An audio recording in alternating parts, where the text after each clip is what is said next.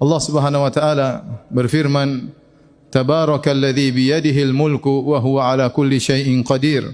Alladzi khalaqal mauta wal hayata liyabluwakum ayyukum ahsanu amala.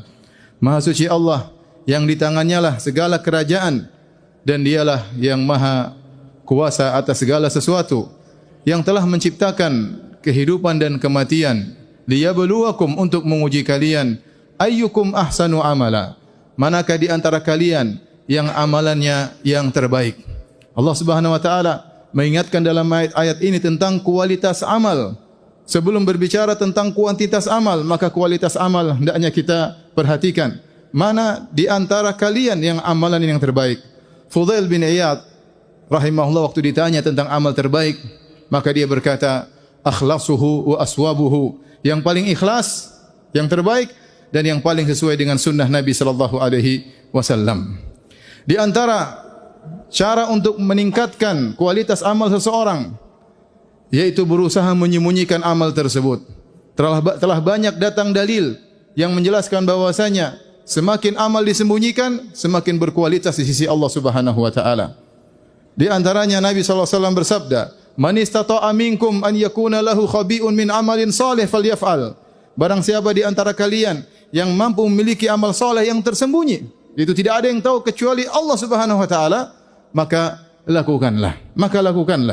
Ini isyarat seorang berusaha untuk menyembunyikan amal solehnya sebisa mungkin.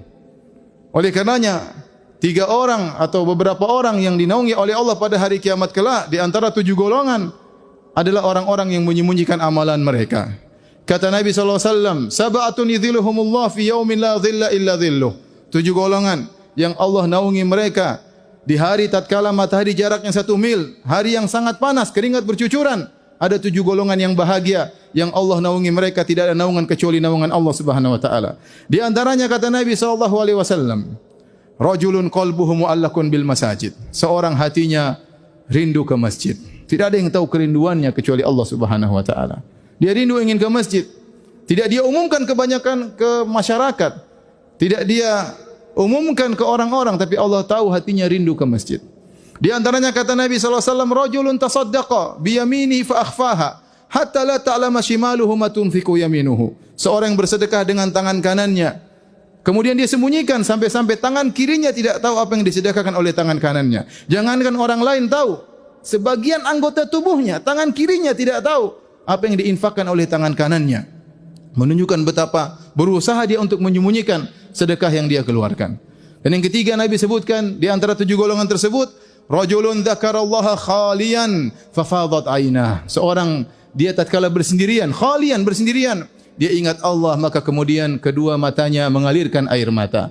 Dia menangis bukan di hadapan orang lain, tetapi dia menangis di hadapan Allah Subhanahu wa taala. Dia sembunyikan tangisannya karena Allah Subhanahu wa taala. Oleh karenanya juga salat yang terbaik adalah salat yang disembunyikan. Kata Nabi sallallahu alaihi wasallam, afdalu salatil mar'i fi baitihi illa al-maktubah. Sebaik-baik salat seorang adalah di rumahnya kecuali salat fardu, tentu di masjid. Semakin seorang menyembunyikan salat-salat sunnahnya, maka itu semakin terbaik di sisi Allah Subhanahu wa taala.